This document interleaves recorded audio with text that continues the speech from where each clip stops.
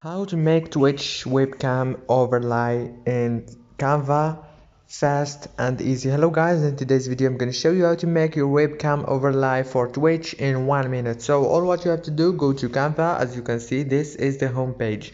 Now go down and click on this plus button right here, and then go to the search bar right here at the top and search for Twitch, and you will find Twitch webcam overlay. Click on it like this and wait a few seconds until it takes you to this page right here. Now choose any overlay that you want. As you can see, now I'm going to choose, for example, this one. I like it.